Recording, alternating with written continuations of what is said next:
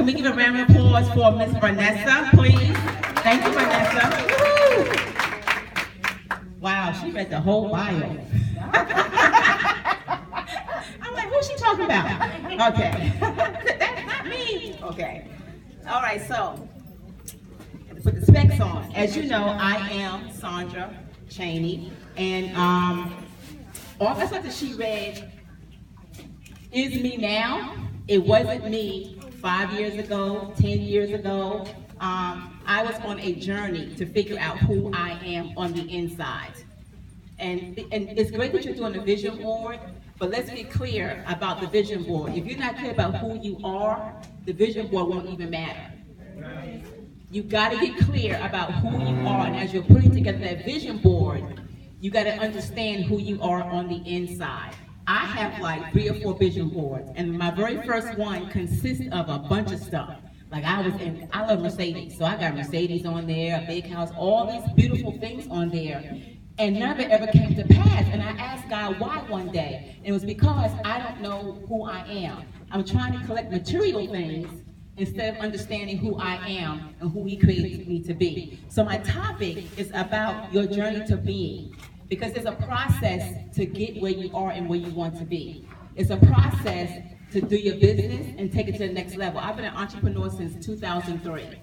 I stepped off my job in 2003, not because I wanted to, but because God called me to. I didn't step off because I'm like, oh, I just want to go do that. I was scared to step off and do my own thing. I did my own thing, and then 2 years later, God dried everything else up. Why? Because I was caught up in the money and everything else. And God was like, okay, when's she going to get it? It's about what I'm calling her to do. The money is going to be there. But if you don't do what I've called you to do, it's not going to matter. So I got the vision board is still sitting up there, the one that I did, because it's a reminder to me to not get caught up in the personal stuff, the material stuff, but to get clear about who you are. Because once you get clear about who you are, then your businesses are going to take off.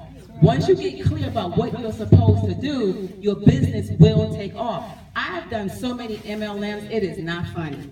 And I used to always say, the MLM is not working. I used to always say, how come so-and-so is making all the money and I'm not? Well, it wasn't an MLM, it was Sandra. It was all in my head, in my mind, in my body. I was stuck. I did not understand what it was I was supposed to do. It wasn't about trying to go get this gentleman over here to go buy some, because I did Organic Gold, to go buy some coffee. Well, if I didn't value who I was, I can expect him to value me and what I'm offering him. You got to come with some value. So I began a journey to being, and here's a quote that I love, and it was, nobody else knows your reason for being. Actually, this was sent to me in an email on yesterday. Nobody else knows your reason for being. You do, you do, you do. And then it goes, your bliss guides you to it. When you follow your bliss, when you follow your path to joy, your conversation is of joy, your feelings are of joy. You're right on the path of that which you're intended when you come forth into this physical body. So basically, until you understand what you've been sent here to do, doesn't matter what the business is. Because it is not going to work until you understand that. The vision board I did 2 years ago, I finally was able to cross some things off of that vision board because of me understanding who I am. So the journey to being a process has several, let me flip the page, y'all. It has several principles. I'm only going to talk about 2 of them. The first principle is reawaken to the truth of who you are. Do you know who you are? Do you even understand who you are? Have you awakened to the truth of yourself? Yes, I'm an author. Yes, I'm a speaker. Yes, I own my own business and all that stuff. But that doesn't say who I am. Who am I? Who are you? If I asked you right now, who are you? What would you say? You would say who you are. I'm a wife. I'm a mother. I'm this. I'm that. And that's not what you are. I tell people now, I am love. And I say that because I was void of love for so long. I grew up in an abusive household. My father was alcoholic. I'm the oldest of 3 girls. I was the one who took the brunt of all the abuse. And so I didn't know what love was. I thought that was love. Until I figured out that that wasn't love. That's how I lived my life. My marriage, the first one, was abusive because I thought that that's what I was supposed to be in. I didn't know that that's not what love was. So for me, God sent me on a journey to love. I heard the young lady over there, I think, talk about not liking women. Well, my mother didn't know how to be a mother to me, so I didn't know how to be relational to women. I didn't know how to have friends. I didn't know how to do, so what I did was, I was a people pleaser. I gave, just so I can have your friendship, just so I can be in your presence. And if anyone was to try to take that from me, I'm a fighter. I'm from New York, I'm from Brooklyn, in the hood, I would fight. If she and I were really close and somebody came to take, I would beat them down because I thought they were trying to take her away from me. No joke. That's how I lived my life. But that's not the truth of who I am. You have to reawaken to the truth of who you are. We all seek to know ourselves, yet we don't always seem to find her or him. That's because who we are has been buried beneath all the illusions that prevent us from truly experiencing the truth of who we are. If we were to listen to all the so-called personal development experts, we would remain on this up and down roller coaster, of self-discovery. The truth is, we no longer have to look for our truest selves outside of ourselves, because we are trying to desperately fully emerge from within. The journey of awakening is not filled with trying to improve, fix, or make better yourself. It is about allowance and surrendering to the natural unfolding of who you already are. The natural unfolding of who you are, how you dress. Who are you? I used to look at people who are artsy and would put all the color in their hair. I'm like, oh my gosh, that's crazy, but that's because that's who they are. I stopped wearing perms. I wore perms because I wanted the long hair like everybody. I'm serious. My thick hair, I used to say it was thick and nappy. I love my thick nappy hair now, and I wear it natural. I love my hair now because I'm okay with me now. It's okay to have the perm. I'm not knocking that, but if that's you, don't be about your hair. Be about what's going on the inside. Well, I've been natural now for 5 years. I almost went back to a perm because it was getting on my nerves, but I like my hair the way I am. Who are you? How do you dress? I was not knocking. Okay, let me just say this right now. I'm not knocking anybody who go to church every Sunday and who wears suits. I'm not knocking that. But if that's not who you are, then why are you dressing like that? Okay?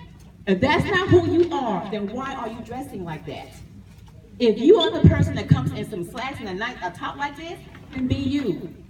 If you're somebody that comes in some leggings with a long top over it, then be you. If you're somebody who likes to wear the suit, then wear the suit, but don't wear it because someone said you had to wear it. Be you. That vision board has to be about you. Your business has to be about you. You need to reawaken to the truth of who you are. You have to have a defining moment. And your defining moment should be when you are willing to let go of who you are not and step into your most powerful space and become who you were born to be. Let me read that one more time, because that blessed me. When you are willing to let go of who you are not and step into your most powerful space and become who you were born to be, that is your defining moment. And that's what your voice should represent. That defining moment of who you are right now. Who are you? Who are you? See, a long time ago, I would have been in a suit and some heels, stepping in front of y'all. I woke up this morning, I said, okay, God, what we gonna put on?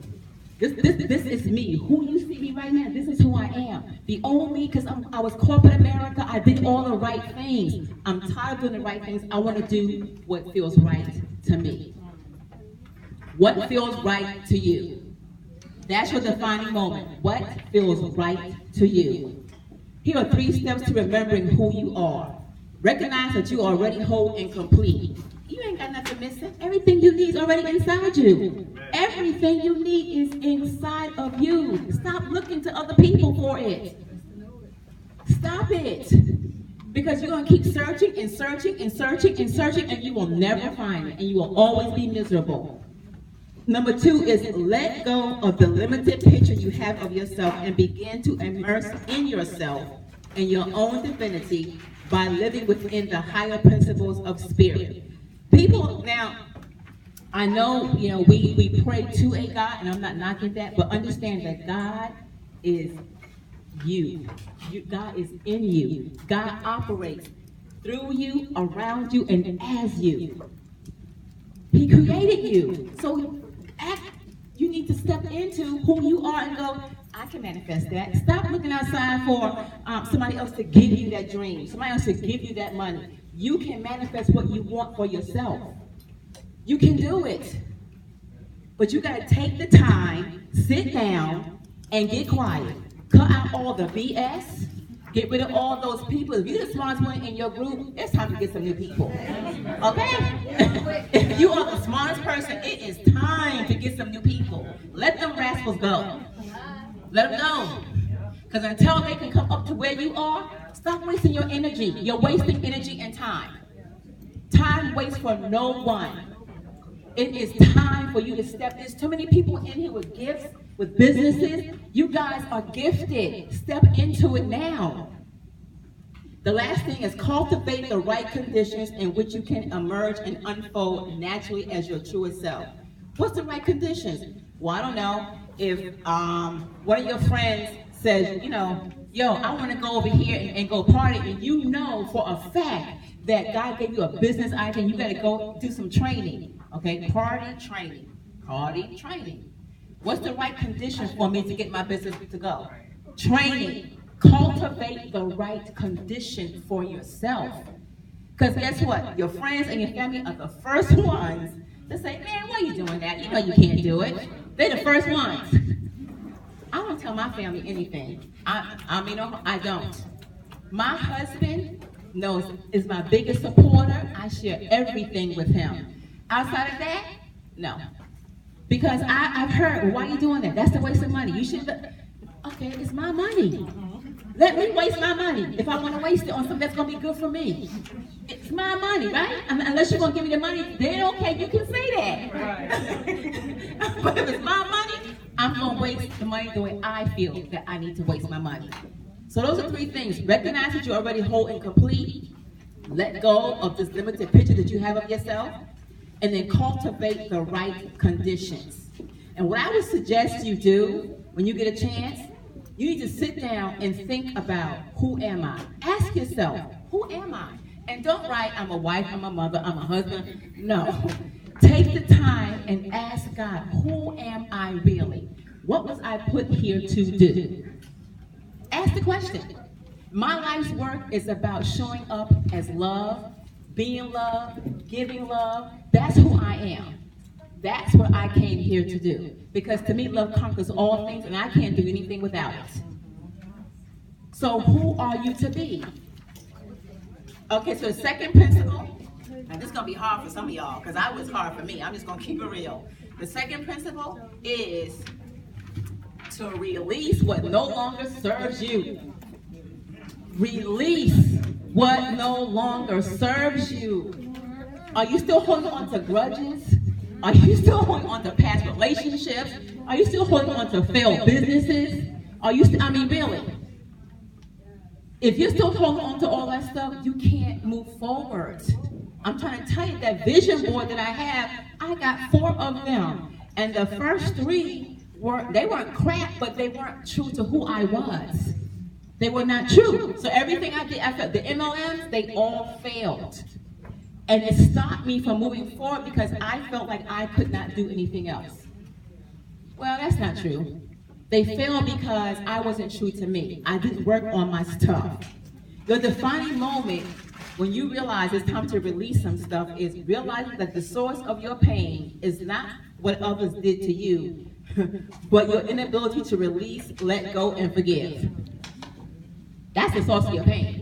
It's not because he left you. It's not because my ex-husband was an abuser, and he was.